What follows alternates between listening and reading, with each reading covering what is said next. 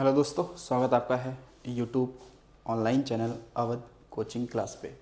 जैसा कि आपको पता है कि हम लोग कंटिन्यू नदियों का जो क्रम है उसको जारी रख रहे हैं। ठीक है, तो आज हम लोग नदियों के ही बारे में कुछ डिटेल्स पढ़ेंगे जो कि साउथ इंडिया की एक दो नदियाँ बच गई हैं, और फिर हम लोग खंबात की खाड़ी नदियों पर भी बात करेंगे। ठीक है, जैसा आपने देखा पिछली कक्षाओं में हमने नदियों पर चर्चा कर ली है। ठीक है, जैसे कि आज हम लोग जो चर्चा करेंगे वो खासकर वो नदी कौन कौन सी होंगी, जैसे वैगई हो गई, ताम्रपर्णी नदी हो गई। ठीक है, फिर खंबात की खाड़ी में गिरने वाली नदियाँ हो गई, जैसे साबरमती हो गई, माही हो गई, ठीक है, नर्मदा हो गई, ठीक है, ताप्ती हो गई। तो इनकी हम लोग बात करेंगे, जैसे लूनी नदी भी हो गई। ठीक है, तो कच्छ कर्ण में वैसे तो गिरती है। तो चलिए आज देखते हैं हम लोग नदियों के संदर्भ में। तो आज जो हमारी नदी होगी वो अगली नदी कौन सी होगी, तो वो होगी वैगई नदी। ठीक है, कौन सी होगी? वैगई नदी। वैगई नदी। तो देखिए वैगई नदी का जो उद्गम है वो वर्षा नद एक पहाड़ी है। कौन सी है? वर्षा नद एक पहाड़ी है। ठीक है, कौन सी है? तो एक है वर्षा नद पहाड़ी। और ये वर्षा नद जो पहाड़ी है ये कहाँ पे है? तमिलनाडु में है। कहाँ पे है? तमिलनाडु। वर्षा नद पहाड़ी से ये नदी क्या होती है? उद्गम इसका है। ठीक है, उद्गम है। और जो ये वैगई नदी है इसका जो मुहाना बनता है, जो जल गिराती है, ये बनाती है कहाँ पर? तो पाक की खाड़ी में। ठीक है, कहाँ गिरेगी? पाक की खाड़ी में स्थित है रामेश्वरम, एक क्या है? द्वीप है, उसी के पड़ोस में ये अपना मुहाना बनाती है। ठीक है, तो वैगई नदी ध्यान रखना कि इसकी जो मुहाना बनेगा ना, मुहाना, ये जो मुहाना बनने वाला है इसका, ये बनेगा कहाँ पर? तो बताएंगे कहाँ पर? तो पाक की खाड़ी में। कहाँ पर? तो रामेश्वरम। ठीक है, द्वीप। ठीक है, रामेश्वरम द्वीप के पास यहाँ पर इस नदी का क्या बनता है? मुहाना बन जाता है। ठीक है, इसका देखो तमिलनाडु के ही कुछ ऐसे शहर हैं जो इस नदी के किनारे क्या होंगे? बसे होंगे। ठीक है, जैसे देखिएगा अगर हम लोग बात करते हैं तो जैसे शहर की बात करेंगे तो एक है क्या? तेनी या थेनी भी कहीं की बोलते हैं, तेनी। इसके अलावा डिंडीगुल, डिंडीगुल, जैसे मदुरई। ठीक है, मदुरई। ठीक है, आदि शहर स्थित हैं। ठीक है, शहर स्थित हैं। लेकिन इसमें से एक आपका इम्पोर्टेंट शहर है, कौन सा? मदुरई। कौन सा है? तो मदुरई, ध्यान रखना। तो मदुरई शहर कहाँ पे है? ये है तमिलनाडु में है। कहाँ पर? ये तमिलनाडु में हो जाएगा। तो मदुरई में ही तो आप देखेंगे, मदुरई में ही देखेंगे कि यहाँ पर क्या है? तो एक है मीनाक्षी मंदिर। क्या है? मीनाक्षी मंदिर है। ठीक है, मीनाक्षी मंदिर है जो क्या है? जो आप देखेंगे जो मीनाक्षी मंदिर है ये किसको समर्पित है? मीनाक्षी मंदिर। ठीक है, मीनाक्षी मंदिर, ये ध्यान रखना कि ये पार्वती को समर्पित है। पार्वती को क्या है? ये समर्पित है, क्योंकि मीनाक्षी पर्यायवाची ही किसका है? मीनाक्षी पर्यायवाची ही किसका है? तो वो पार्वती जी का है। ठीक है, अच्छा जो मदुरई शहर है, जो मदुरई शहर है इसको आप देखेंगे तो इसे हम लोग क्या कहते हैं? मंदिरों का शहर कहते हैं। मतलब साउथ इंडिया में इसे क्या कहते हैं? मंदिरों का शहर कहते हैं। ठीक है, साउथ इंडिया में। ठीक है, वैसे तो मंदिरों का शहर हम लोग बनारस को कहते हैं। किसे कहते हैं? बनारस को कहते हैं। ठीक है, तो मंदिरों का शहर। ठीक है, कहाँ पर? तो ये कहते हैं दक्षिण भारत में, दक्षिण भारत का मंदिरों का शहर हो जाता है। तो ये वैगई नदी के बारे में ये आपको क्या रखना है? इतनी सी बात ध्यान रखना है। चलिए अगला देखिए, अगला जो हम लोग नदी पढ़ने वाले अगली नदी है वो ताम्रपर्णी। ठीक है, ताम्रपर्णी। अगली नदी कौन सी हम लोग पढ़ने वाले हैं? तो ये पढ़ने हैं ताम्रपर्णी। ताम्रपर्णी नदी पढ़ना है। अब देखो जो ताम्रपर्णी जो नदी है इसका उद्गम जो होता है ना, वो आप देखेंगे तो अगस्त मलाई। अगस्त्यमलई पहाड़ी से होता है तमिलनाडु में, ठीक है। तो इसका देखो उद्गम की अगर हम लोग बात करते हैं कि उद्गम ये नदी का कहाँ पे होगा, तो हम लोग बता सकते हैं कि इसका जो उद्गम है ये कहाँ पे होने वाला है, तो ये है क्या, अगस्त्य मलाई, ठीक है, अगस्त्य मलाई पहाड़ी से, ठीक है, पहाड़ी से। और ये पहाड़ी है कहाँ पे, तमिलनाडु में। कहाँ पे है, ये है तमिलनाडु में, ठीक है। अब उसके अतिरिक्त देखिएगा जो ताम्रपर्णी नदी है, इसका अगर मुहाना की बात करते हैं कि इसका मुहाना कहाँ बनता है, मुहाना, ठीक है, मुहाना इसका कहाँ बनेगा, तो मुहाना बनेगा मन्नार की खाड़ी में। कहाँ बनेगा, मन्नार की खाड़ी में, ठीक है, मन्नार की खाड़ी में इसका बनता है मुहाना, ठीक है। इसके बाद देखिएगा जो ताम्रपर्णी नदी है, ताम्रपर्णी नदी की बात करते हैं, तो ताम्रपर्णी नदी से हम लोग ये बनाते हैं सवाल कि इसे संगम साहित्य में, ठीक है, संगम साहित्य में पोरुनाई नदी भी कहा गया है, ठीक है ना। ध्यान रखिएगा कि संगम साहित्य में इसे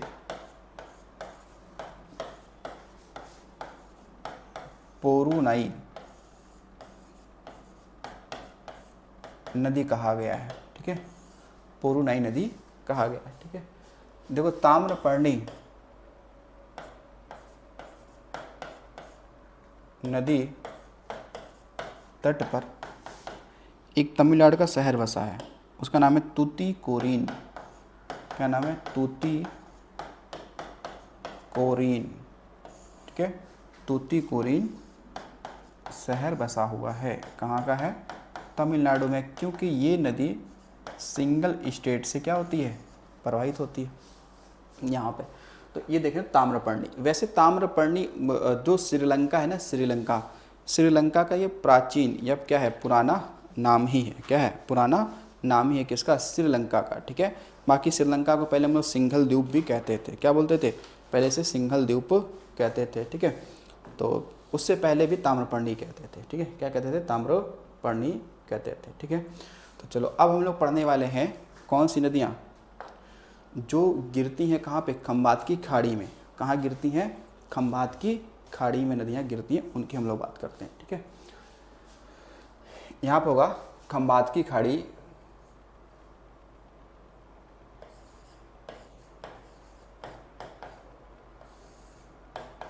खंबात की खाड़ी में गिरने वाली नदियाँ, ठीक है। तो ये इम्पोर्टेंट है, चार हैं, चारों इम्पोर्टेंट हैं। तो देखिएगा कि वो चार कौन सी हैं जो खंबात की खाड़ी में गिर रही हैं। पहला आप देखेंगे, पहला है कौन सा, साबरमती नदी, ठीक है। तो देखिए जो साबरमती नदी है ना, साबरमती का जो कह सकते हैं उद्गम है, वो राजस्थान में एक जिला पड़ता है उदयपुर। कौन पड़ता है, उदयपुर, ठीक है।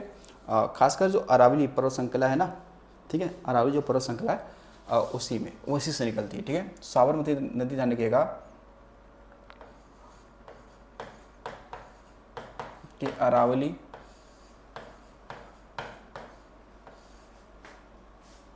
पर्वत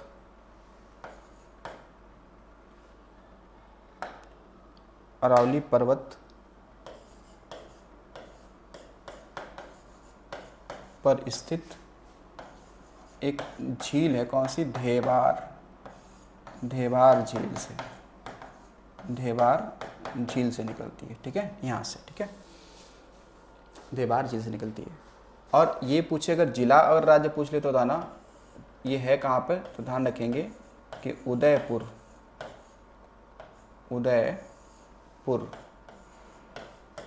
जिला राजस्थान वाले हिस्से से निकलती है, ठीक है।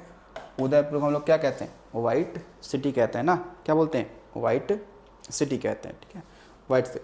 अब देखो इसका जो प्रवाह होगा वो केवल 2 ही राज्यों में होगा, एक तो राजस्थान, दूसरा होगा गुजरात, जहाँ से निकलती है, जहाँ पे गिरती है, ठीक है। इस जो साबरमती नदी है इसका देखो जो प्रवाह की बात करेंगे, किसका जो प्रवाह है वो कितने राज्यों में है, प्रवाह 2 राज्यों में है, ठीक है, 2 राज्य में है। एक कौन सा राज्य है, पहला तो जहाँ से निकलती है वो तो होगा ही होगा, और जहाँ ये गिरती है वहाँ होगा, कौन सा होगा, तो होगा गुजरात। कहाँ होगा, गुजरात में होगा, ठीक है। अब जो साबरमती नदी है, साबरमती नदी कि बताएंगे कि किसकी जो एक प्रमुख सहायक नदी है, प्रमुख सहायक नदी, जो आपसे सवाल पूछा भी गया है एग्ज़ाम में, सहायक नदी। एक नदी आप देखेंगे तो उस नदी का नाम है सई, ठीक है। कौन सी है वो, एक नदी कौन सी है, सई, ठीक है। फिर इसके बाद में देखेंगे तो एक नदी है हाथमती, हाथमती। फिर एक मिलेगा वाकल, कौन सा है, वाकल, ठीक है। आदि नदियाँ भी हैं, लेकिन सई जो नदी है वो इम्पोर्टेंट है।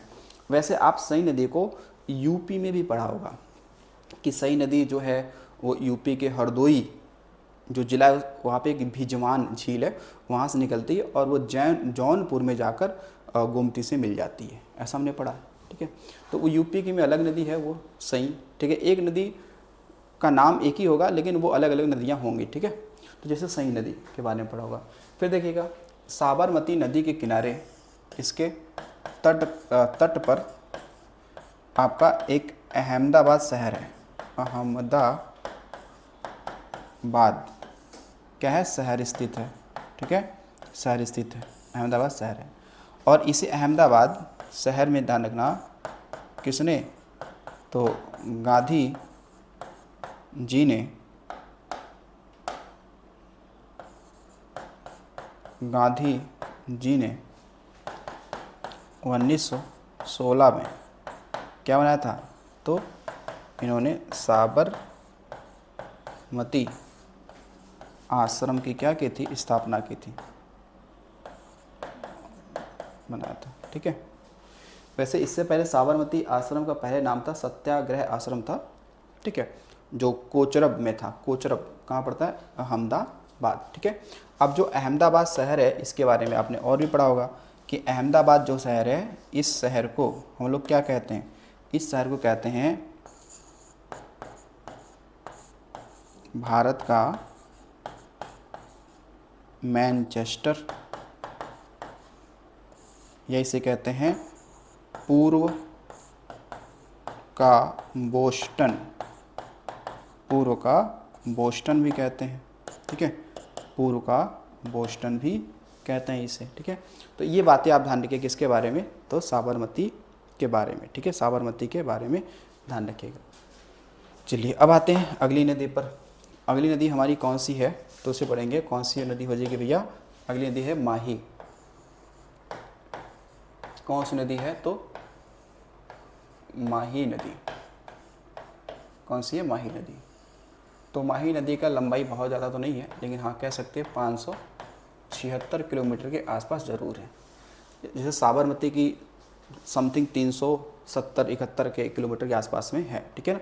तो अब देखिएगा, अब जो ये माही नदी है ना, ये निकली कहाँ से, तो ये निकली है मध्य प्रदेश से। मध्य प्रदेश में एक जिला पड़ता है, कौन सा, तो धार जिला सुना होगा। कौन सा सुना होगा, धार जिला सुना होगा।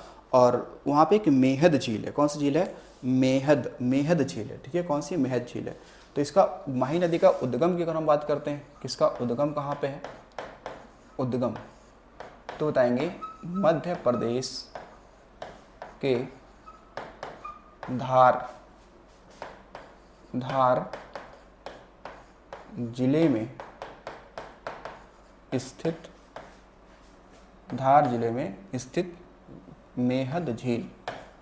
कौन सा है, मेहद झील, ठीक है। कौन सा है, मेहद झील, यहाँ से निकलती है। माही नदी का जो प्रवाह है ये 3 राज्यों में है। कितना, 3 राज्यों में ये नदी क्या होती है, प्रवाहित होती है। एक तो जहाँ से निकलती है एमपी से, फिर ये कहाँ जाती है, राजस्थान में जाती है, और राजस्थान के बाद में ये कहाँ जाएगी, गुजरात में जाएगी, नहीं गुजरात में जाएगी, क्योंकि गुजरात में ये तो आप देखेंगे ना खंबात की खाड़ी में नदी जाके गिरेगी, है नहीं।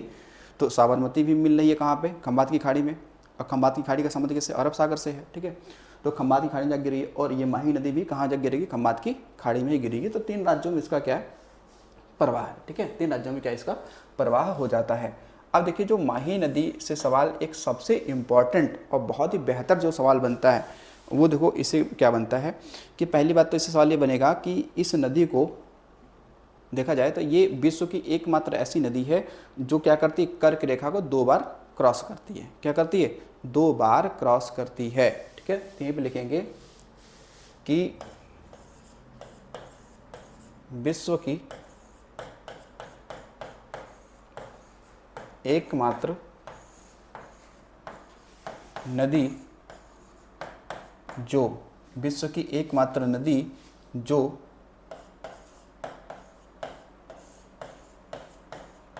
कर्क रेखा को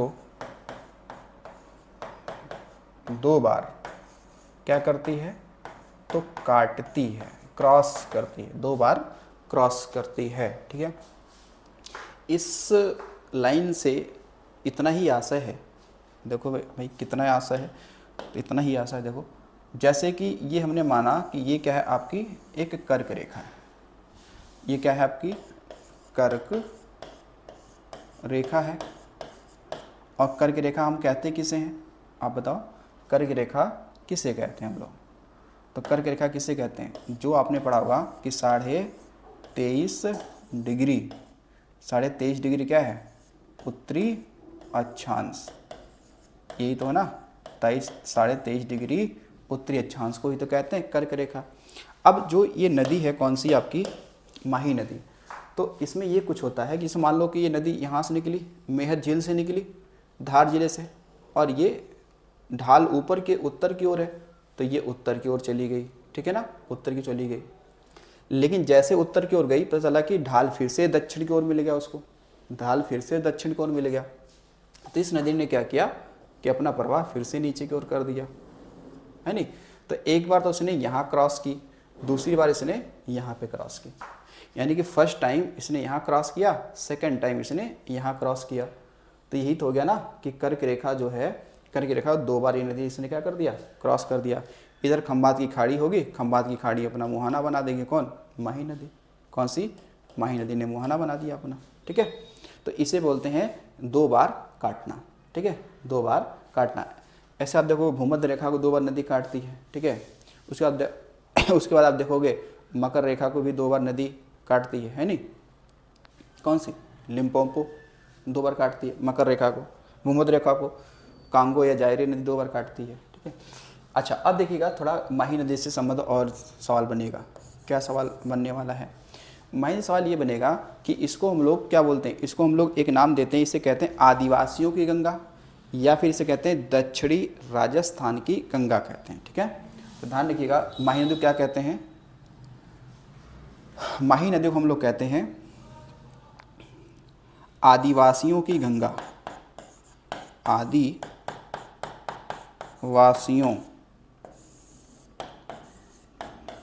की गंगा, या इसे कहते हैं दक्षिण राजस्थान की स्वर्ण रेखा, स्वर्ण रेखा। इसे काठल की गंगा भी कहते हैं, काठल की गंगा कहते हैं, ठीक है। सेकंड पॉइंट ध्यान रखिएगा कि माही वो नदी है, ठीक है, माही वो नदी है, राजस्थान में एक जगह पड़ता बनेश्वर धाम, बनेश्वर धाम, जहाँ पर आदिवासियों का मेला लगता है, उसे कहते हैं आदिवासियों का कुंभ, क्या बोलते हैं, आदिवासियों का कुंभ, ठीक है। जहाँ पे खंडित शिवलिंग की क्या होती है, पूजा होती है। यही भी ध्यान रखेंगे कि बनेश्वर धाम ये कहाँ पे है, राजस्थान में, कहाँ पे, राजस्थान में। तो बनेश्वर धाम में क्या होता है, कि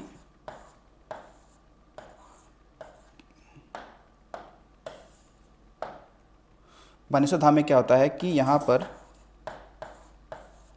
खंडित, मतलब पूरे विश्व में एकमात्र ऐसी जगह है जहाँ पे खंडित शिवलिंग की पूजा होती है। खंडित खंडित खंडित शिवलिंग की पूजा होती है। ठीक है, तो जो बनेश्वर धाम है, तो ये ध्यान रखना, जो बनेश्वर धाम है, जहाँ यहाँ पे जो भी मेला लगता है उसे हम लोग क्या कहते हैं, उसे कहते हैं आदिवासियों का कुंभ मेला। ठीक है, बनेश्वर धाम में क्या लगता है, इसे कहते हैं आदिवासियों का कुंभ मेला।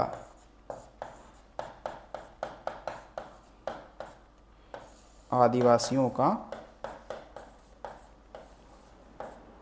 कुंभ मेला कहते हैं। ठीक है, तो यहाँ पे देखेंगे माही नदी और माही की कुछ ऐसी सहायक नदियाँ हैं। ठीक है, जैसे जाखम और सोम, कुछ ये नदियाँ हैं जिनकी पूरा संगम ही होता है, उस संगम पे ये मेला लगता है। ठीक है, तो ये हमने पढ़ा किसके बारे में, माही नदी के बारे में पढ़ लिया। तो मुझे नहीं लगा माही नदी के बारे में कुछ और भी डाटा है यहाँ पे। ठीक है, चलो अब हम लोग बात करते हैं अगली नदी जो होगी आपकी, वो इसी बीच थोड़ी सी लूनी नदी के बारे में पढ़ ले क्या, इसी बीच में लूनी नदी के बारे में पढ़ लेते हैं थोड़ी सी भैया। लूनी नदी, ठीक है, कौन सी है, लूनी नदी। लूनी नदी, क्योंकि लूनी नदी एक इम्पॉर्टेंट नदी है राजस्थान की, तो भाई इसे पढ़ना ही चाहिए। ठीक है, देखो जो लूनी नदी है, ये कह सकते हैं कि अजमेर ज़िले में हिस्से, मतलब अजमेर ज़िला जो है ना, उसी वाले हिस्से में पड़ता है अरावली। ठीक है, वहीं पे एक नाग पहाड़ी है, उस नाग पहाड़ी से नदी निकलती है। ठीक है, देखिए बताएंगे लूनी नदी का जो उद्गम है, उद्गम वो अजमेर जिले के पास अरावली पर्वत पर स्थित कौन सी, तो नाग झील, नाग झील से निकलती है। कहाँ से निकलती है, नाग झील से ये निकलती है। अब देखिए जो लूनी नदी है, इसके बारे में एक इम्पॉर्टेंट पॉइंट, सबसे इम्पोर्टेंट ये बनता है कि ये क्या अंतःवाही या अंतर्वाही नदी है। ठीक है, ठीक है, अंतर्वाही या अंतःस्थलीय नदी है। ठीक है, बताएंगे, ध्यान रखना, इसे हम लोग क्या कहते हैं, इसे हम लोग कहते हैं अंतर्वाही या अंतःस्थलीय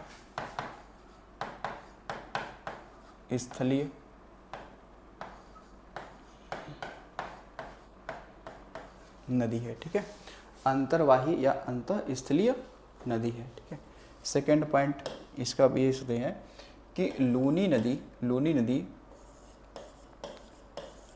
अपने मार्ग में क्या हो जाती है, विलुप्त हो जाती है, विलुप्त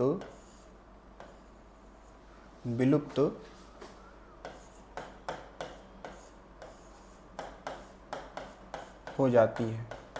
और खासकर कहाँ पर, तो कच्छ के रण में विलुप्त हो जाती है ये। ठीक है ना, कहाँ पर, तो कच्छ के रण में, कच्छ के रण में ये विलुप्त हो जाती है। ठीक है, क्या आपको पता है कच्छ के रण को हम लोग सफ़ेद मरुस्थल कहते हैं। कच्छ के रण को, देखो कच्छ का जो रण है वो गुजरात का सबसे बड़ा जिला है, गुजरात का नहीं भारत का सबसे बड़ा जिला है, और उसे सफ़ेद मरुस्थल कहते हैं। क्या बोलते हैं, सफ़ेद मरुस्थल भी कहते हैं। तो कच्छ के रण में विलुप्त, क्योंकि कच्छ का रण जो है ना, ये कैसा है, तो कहेंगे ये एक दलदली क्या है आपका, ये भूमि है। ठीक है, और कहाँ पे है ये, तो ये है गुजरात में है। कहाँ पे है, ये गुजरात में है, कच्छ का रण। फिर उसके बाद में देखिएगा कि लूनी नदी को हम लोग क्या कहते हैं, इसे कहते हैं राजस्थान, इसे क्या कहते हैं, इसे कहते हैं राजस्थान की कहते हैं गंगा। क्या कहते हैं, राजस्थान की क्या कहते हैं, गंगा कहते हैं। ठीक है, अब देखें लूनी नदी का लगभग संपूर्ण चक्र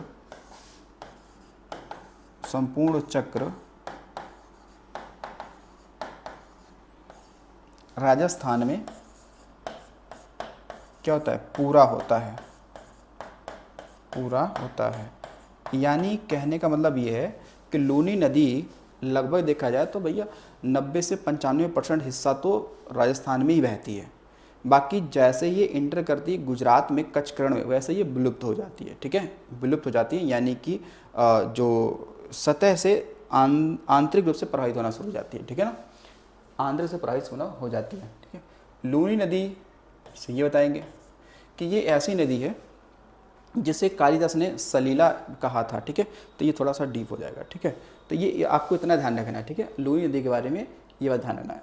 कहाँ से निकलती है, अजमेर जिले से निकलती है, राजस्थान से। इसे अंतर्वाही या अंतरस्थलीय नदी कहते हैं। ये अपने मार्ग में विलुप्त हो जाती है। अपना मुहाना कहाँ बनाती है, कच्छ के रण में। ठीक है, कहाँ पे, कच्छ के रण में बनाती है। ठीक है, चलिए अब आते हैं हम लोग भैया अगले नदी पर, और वो नदी कौन सी है तो बताएंगे। वो नदी हम पढ़ने जा रहे हैं कौन सी, नर्मदा के बारे में। ठीक है, किसके बारे में पढ़ेंगे, तो नर्मदा के बारे में पढ़ने वाले हैं। ठीक है, तो आ जाओ अगली नदी के बारे में। अगली नदी है हमारी, वह है नर्मदा। ठीक है, नर्मदा नदी है अगली नदी। अगली नदी कौन सी है, नर्मदा है। कौन सी है, नर्मदा है। इसके बारे में तो बेहद इंपॉर्टेंट आपको ध्यान रखना चाहिए नर्मदा नदी के बारे में, क्योंकि कोई भी एग्ज़ाम हो लगभग इस नर्मदा नदी से सवाल बन ही जाता है, पूछ ही लिया जाता है। ठीक है, तो देखो पहले तो हम लोग बात करेंगे इसका उद्गम क्या है। पहले हम बात करते हैं इसका उद्गम क्या है। देखो उद्गम की बात करेंगे तो सतपुड़ा पर्वत जो श्रृंखला है उसकी क्या है, मैकाल श्रेणी है। कौन सी है, मैकाल श्रेणी है। तो उस मैकाल श्रेणी पे आप देखेंगे तो एक क्या है, अमरकंटक चोटी है, खासकर ये वहाँ से निकलती है। ठीक है, तो बताएंगे कि सतपुड़ा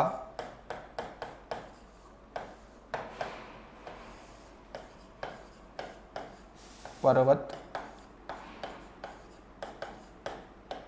श्रृंखला के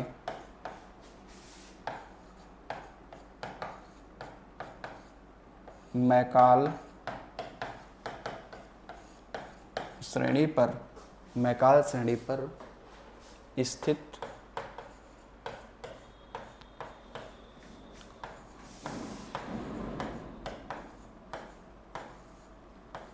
अमरकंटक चोटी से। ठीक है, वैसे आप देखेंगे तो जो अमरकंटक चोटी है ये अनूप शहर जिला है मध्य प्रदेश का, वहाँ से नदी निकलती है। ठीक है, अनूप शहर खासकर वहाँ से निकलती है।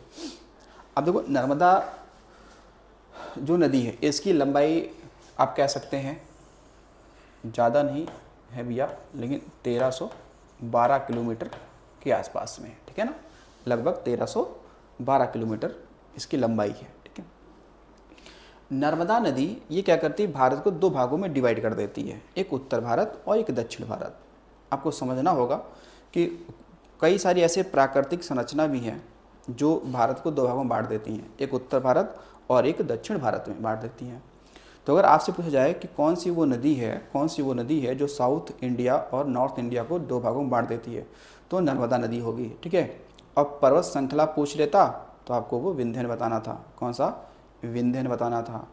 और अगर कोई अक्षांश पूछ लेता तो वो 23.5 डिग्री वाला यानी कर्क रेखा बताना था। ठीक है, तो यही हम लोग ये भी बात लिख सकते हैं कि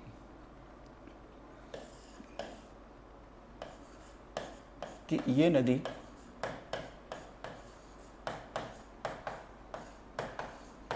भारत को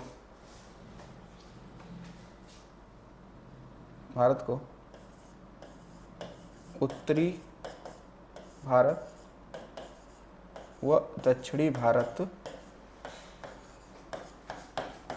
में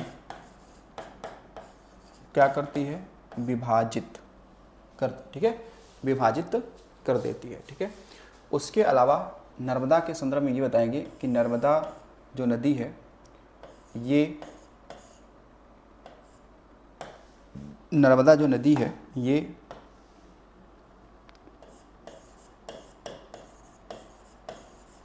विंध्यन और सतपुड़ा पर्वत के बीच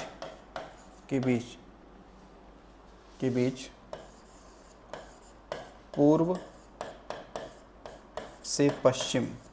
से पश्चिम, ठीक है ना, पूर्व से पश्चिम भ्रंश घाटी, जिसे हम लोग क्या कहते हैं, रिफ्ट वैली, भ्रंश घाटी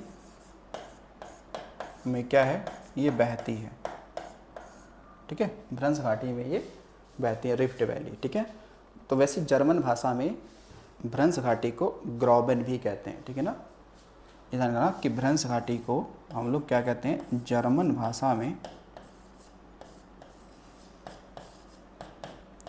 भाषा में क्या कहते हैं, तो ये कहते हैं हम लोग ग्रॉबेन, ठीक है, ग्रॉबेन, जर्मन भाषा में ग्रॉबेन कहते हैं, ठीक है, ये भी ध्यान रखना, ठीक है। चलिए अगला पॉइंट देखते हैं कि नर्मदा नदी, ध्यान रखेंगे कि नर्मदा ये डेल्टा नौ बनाकर ये क्या बनाती है, तो ज्वार नद मुख या फिर बनाती है क्या, तो एस्चुरी बनाती है, ठीक है ना।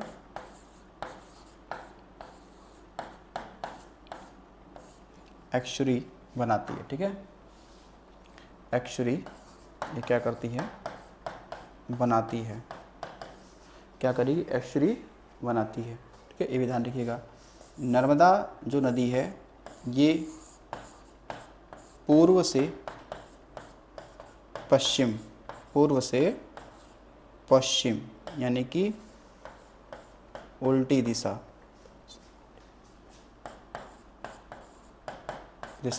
तो पूर्व से पश्चिम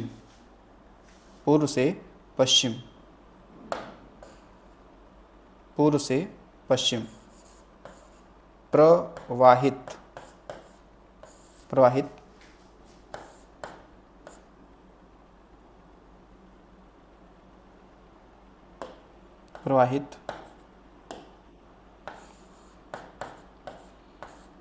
भारत की ये क्या है, तो सबसे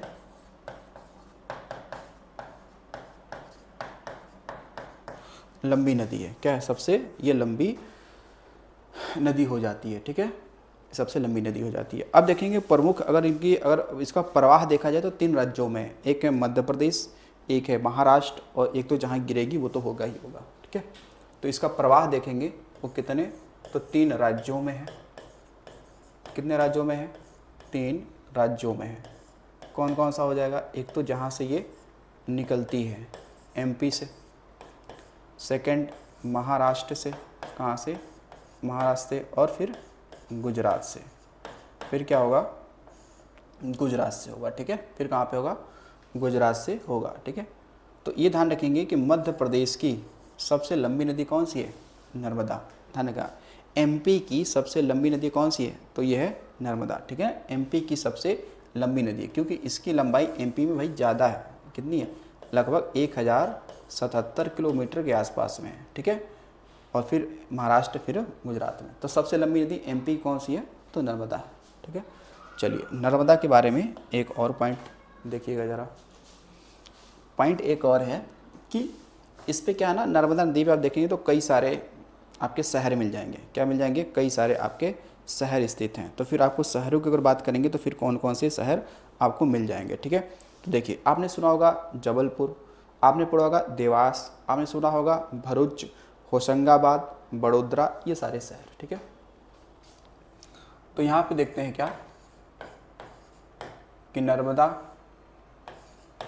पर क्या है स्थित शहर, कौन कौन से शहर हैं। देखो एक आपको शहर मिल जाएगा, इसे हम लोग बोलते हैं जबलपुर, जबलपुर। सेकंड आपका हो जाएगा होशंगाबाद,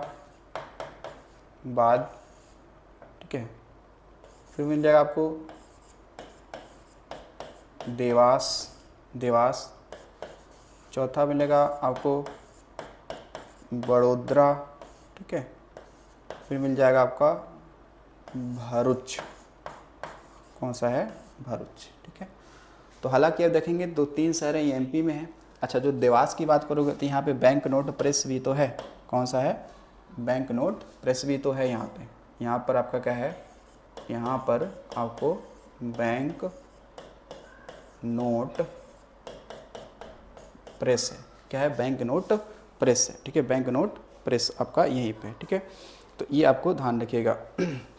होशंगाबाद, ठीक है, इसके बारे में आपको पता ही है, ठीक है।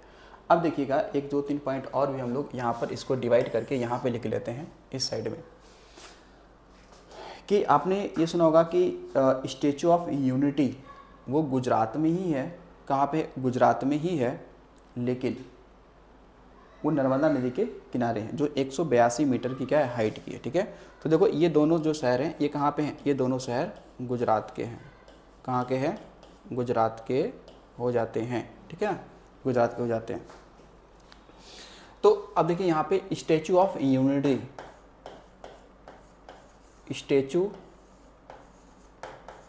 ऑफ यूनिटी मतलब कि एकता का प्रतीक, जो हिंदी में बोलोगे इसे बोलते हैं एकता का प्रतीक, ठीक है। तो स्टैचू ऑफ यूनिटी जो है ये सरदार पटेल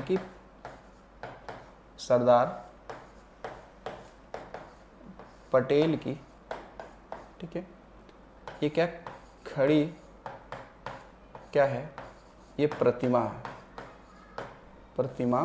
है ये, ठीक है, खड़ी प्रतिमा है। अब इसको बारे में हमने पढ़ा है कि स्टैचू ऑफ जो यूनिटी है, ठीक है, ये नर्मदा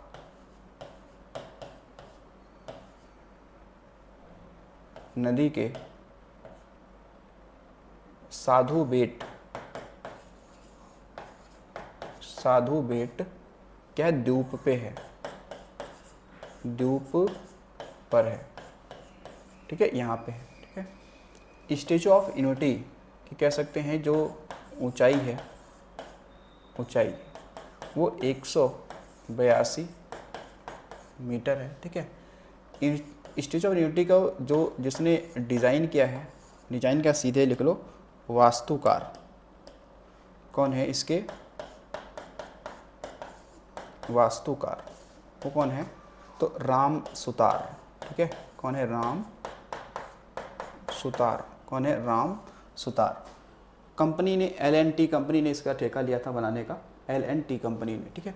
उसके अलावा देखोगे स्टैचू जो ऑफ यूनिटी है ये माना जाता है कि ये विश्व की सबसे ऊंची क्या है, प्रतिमा है, ठीक है। ये आप देखेंगे तो विश्व की सबसे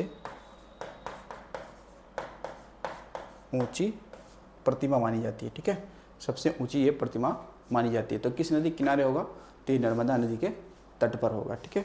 अब इसके अलावा देखिएगा, अब नर्मदा पे क्या है, प्रमुख क्या है आपके बांध भी हैं, ठीक है। देखेंगे कि नर्मदा पर क्या पढ़ना है, प्रमुख हमें पढ़ना है क्या, तो बांध, ठीक है, यानी बांध पढ़ना है, यानी कि डैम पढ़ना है, ठीक है। तो देखो फिर कौन कौन से इस पे डैम हमें पढ़ने चल रहे हैं, ठीक है। तो यहाँ पर हम लोग बना ले क्या, इस साइड में ये यहाँ बना लेते हैं हम लोग इस तरीके से, ये अमरकंटक, नहीं अमरकंटक पहाड़ी है, क्योंकि यहीं से तो नदी निकलेगी, यहीं से नदी निकलने वाली है, ठीक है। तो इस नदी का हम लोग क्या करते हैं, उद्गम यहाँ से करा लेते हैं, ठीक है, इस तरीके से। और इधर नदी को लेकर आते हैं, कहाँ पे गिरा देंगे, तो ये नदी का मुहाना कहाँ बनेगा, तो ये बनेगा खंबात की खाड़ी। ये क्या है, खंबात की खाड़ी। ये इसे हम लोग कैम्बे की खाड़ी भी तो कहते हैं, इसे क्या कहते हैं, खंबात की खाड़ी। इसको हम लोग कैम्बे की खाड़ी भी कहते हैं, जो कि गुजरात में मिल जाएगा, ठीक है, अरब सागर से लगा हुआ है, ठीक है। अब इसे कई सारे बांध हैं, ठीक है, कई सारे क्या हैं, बांध हैं, ठीक है। जैसे देखो इस पर बरगी बांध भी है, इस पर इंदिरा गांधी भी बांध है, ठीक है। इस पर आप देखेंगे ओंकारेश्वर बांध है, इस पर आप देखेंगे मंडलेश्वर या महेश्वर बांध है, ठीक है। और नर्मदा, और कौन सा, इस पर एक सरदार सरोवर बांध भी है, ठीक है। तो चलिए देखते हैं इस पर कौन कौन से बांध बने हुए हैं, ठीक है। तो बांध कैसे बनते हैं भैया, देखो यही तो बांध होगा ना, इस तरीके से बांध बना होगा इस पर, ऐसे एक बांध ये हो गया, एक बांध इस पर ये हो गया, ठीक है। इस पर देखेंगे ये एक बांध इस पर ये हो गया, इस पर एक बांध ये हो गया, ठीक है, और इस पर एक बांध ये हो गया, ठीक है। ऐसे क्या हो गए, 5 बांध हो गए। अब देखिएगा यहाँ पे कौन कौन सा बांध है, ठीक है, कौन सा बांध है। देखो ये बांध आपका कौन सा, तो ये है बरगी बांध। कौन सा है, बरगी बांध है। अच्छा, बरगी बांध को हम लोग इसी के पीछे आप देखेंगे तो एक जलाशय भी है, रानी अवंतीबाई जलाशय। इसी के बैक साइड में क्या है, क्योंकि देखो जो बांध होगा उसके पीछे जाहिर सी बात है जलाशय तो बनता ही बनता है, ठीक है। तो कौन सा है, तो रानी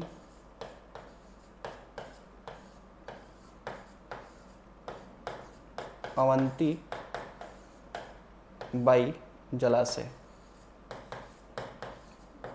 रानी अवंतीबाई जलाशय ये है, ठीक है।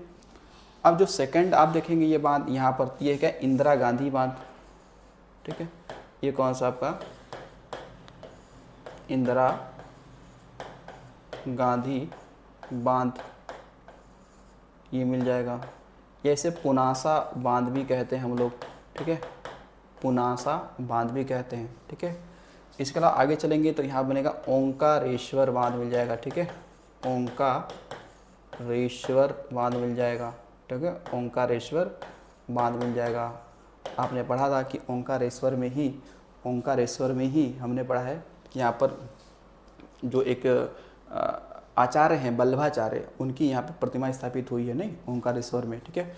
आगे चलेंगे तो यहाँ मिलेगा आपको माहेश्वर, ठीक है, कौन सा, माहेश्वर क्या बनेगा, आपको मिलेगा बांध मिल जाएगा, ठीक है।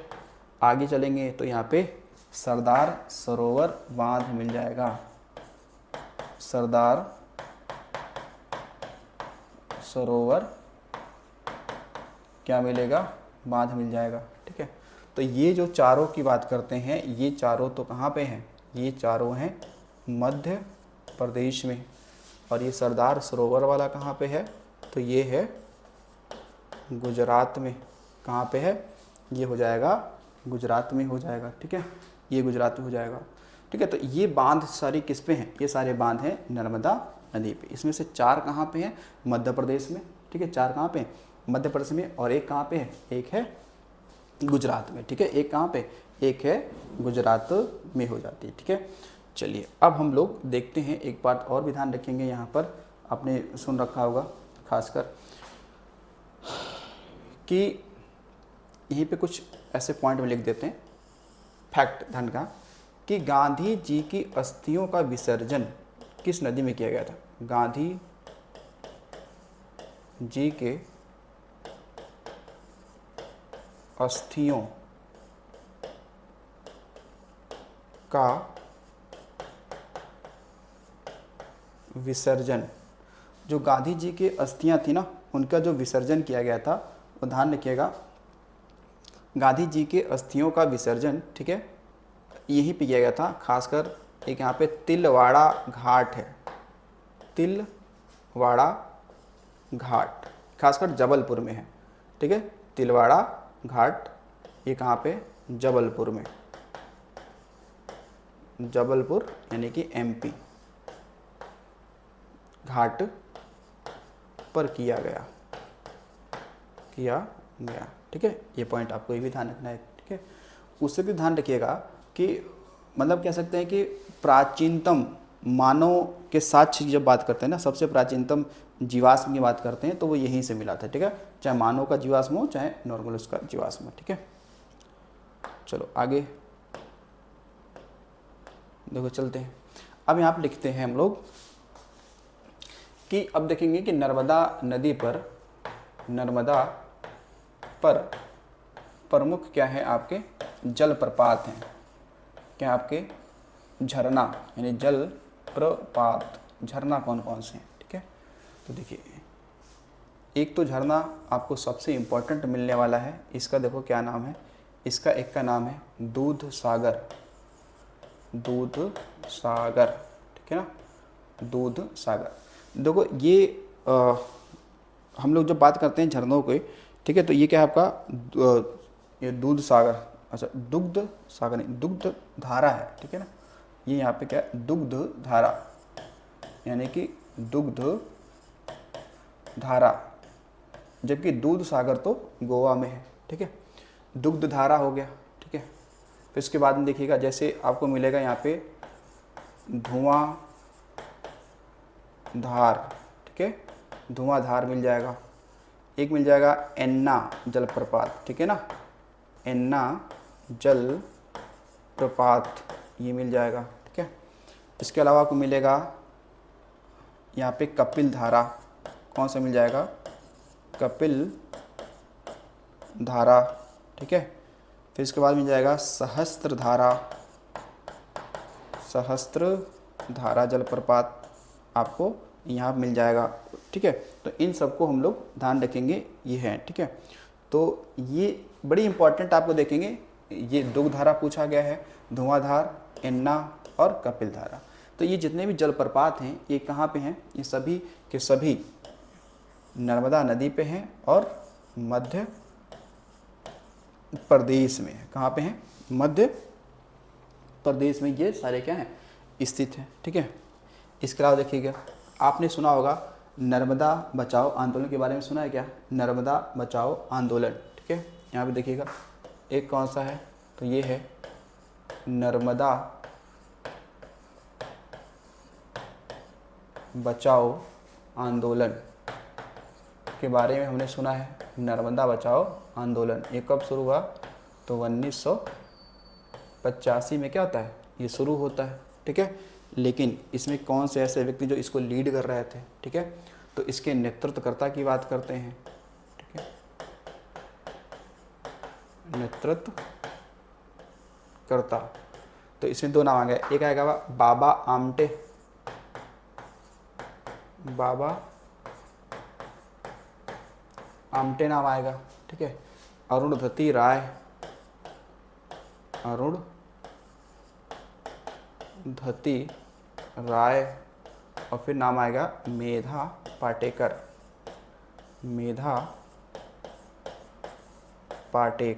ये नाम आएगा। ठीक है, नर्मदा बचाओ आंदोलन ये 3 लोगों के नेतृत्व में क्या होता है, शुरू किया जाता है। ठीक है, 3 लोगों के नेतृत्व में शुरू किया जाता है। ठीक है, अब देखिए इसको हम लोग सवाल और भी बना सकते हैं। ठीक है, इसके संदर्भ में नर्मदा के बारे में कि किस नदी के मिट्टी में, मतलब किस नदी में रेह मिट्टी पाई जाती है, तो रेह मिट्टी इसी में पाई जाती है जो मृदा को बहुत ही कम अवशोषित, जो नमी को बहुत कम अवशोषित करती है। ठीक है ना,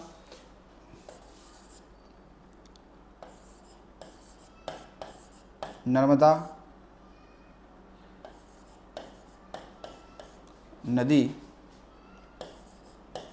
में क्या है आपकी, ये क्या रेह मिट्टी पाई जाती है। कैसी रेह मिट्टी पाई जाती है,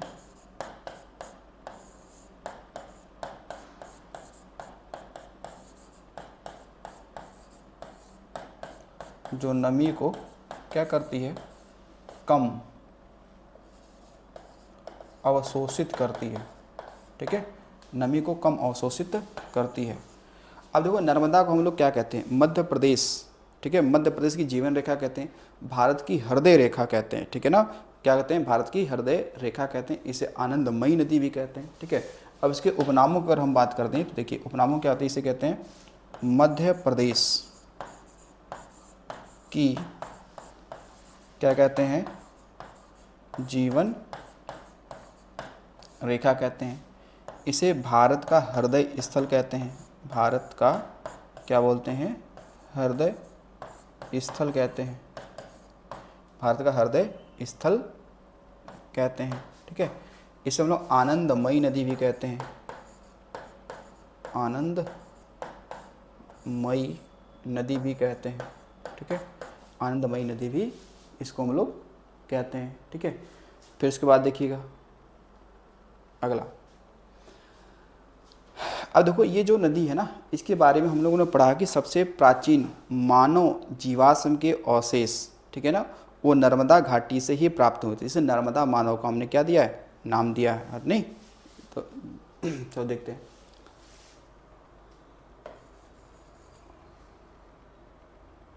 लेकिन कि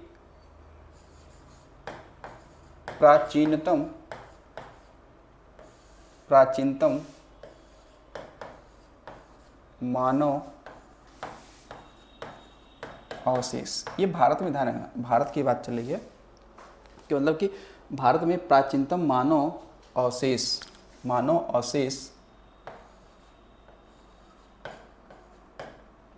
नर्मदा घाटी से प्राप्त हुआ है, जिसे नर्मदा मानव की संज्ञा दी गई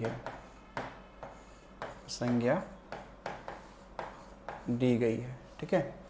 वैसे आप देखेंगे तो नर्मदा घाटी में ही मांसाहारी डायनासोर की जीवाश्म प्राप्त होते हैं, जिसे राजा पौरस कहा गया है, ठीक है ना।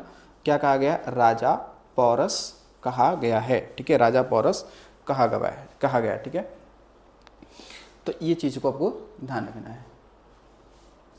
अब देखो यहाँ से हम लोग ये पढ़ते हैं इसकी सहायक नदी की, हम लोग बात करते हैं किसकी, इसकी सहायक नदी, क्या बोलेंगे, सहायक नदी,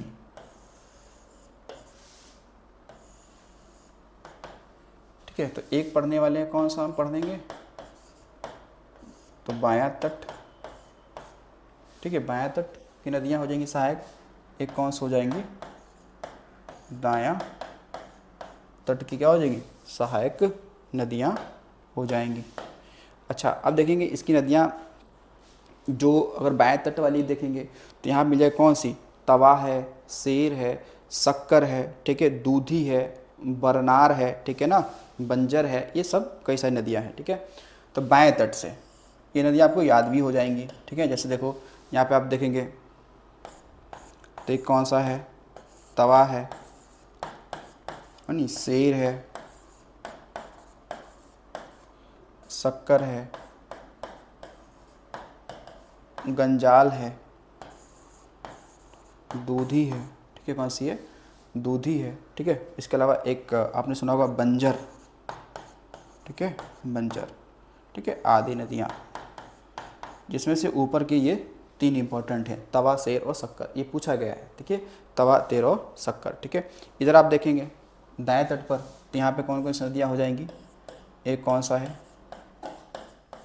हिरण, ठीक है, एक है ऊटी, ठीक है, और एक आपको मिल जाएगी यहाँ पर जिसे हमने पढ़ रखा है हथनी, ठीक है। और एक नदी आपको मिल जाएगी कौन सी, तो कानर, ठीक है, आदि, ये नदियाँ हो जाएंगी, ठीक है। ये नर्मदा की सहायक नदियाँ हो जाती हैं, ठीक है, नर्मदा वाली हो गई, ठीक है। तो ये आप देख सकते हैं कि ये सारी नदियाँ हमने पढ़ लिया किसके संदर्भ में। अच्छा, कभी सवाल आ जाए कि नर्मदा का प्राचीन नाम क्या है, तो उसे हम लोग रेवा कहते हैं, ठीक है। क्या बोलते हैं? रेवा कहते हैं। तो कहीं पे ये लिख लें क्या कि नर्मदा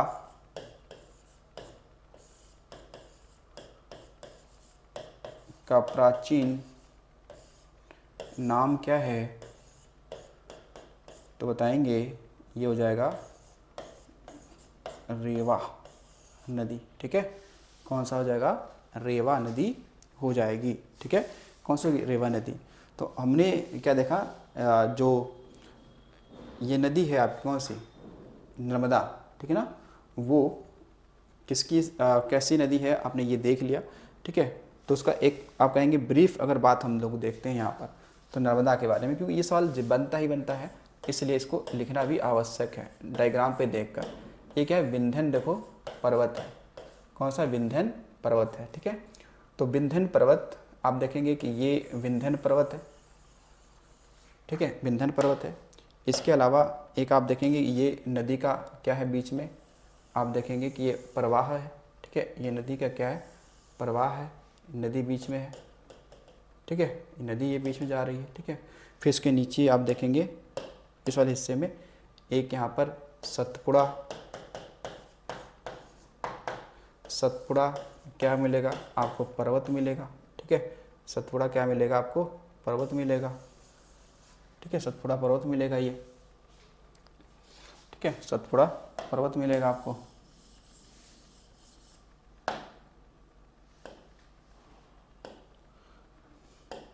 यहाँ पे इस तरीके से सतपुड़ा ये पर्वत है आपको,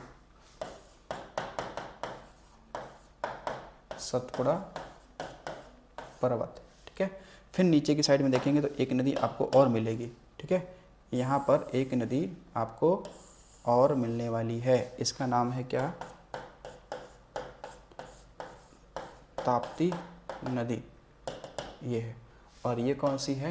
ये है नर्मदा नदी, ठीक है। और नीचे आप देखेंगे तो ये नीचे एक और पर्वत श्रृंखला मिल जाएगा, उसको वो कौन सा है? तो है सतमाला, ठीक है। सतमाला पर्वत ये है आपका, ठीक है। तो अब इनको क्रम लगाने के लिए आ जाए कि इनका क्रम लगा दीजिए उत्तर से दक्षिण की ओर। तो पहले कौन है? पहले देखो विंध्य है, पहले कौन है? विंध्य है, फिर नर्मदा है, फिर सतपुड़ा है, फिर ताप्ती है और फिर सतमाला है, ठीक है। तो आ जाएगी ताप्ती नदी किन दो नदियों के बीच में है? सतपुड़ा और सतमाला के बीच में है, ठीक है। फिर देखिए नर्मदा नदी किस नदी किस पर्वतों के बीच में है? विंध्यन और सतपुड़ा के बीच में है। हो सकता है पूछ ले कि नर्मदा के दक्षिण में कौन सी पहाड़ी है? सतपुड़ा है। नर्मदा के उत्तर में कौन सी पहाड़ी है? विंध्यन है।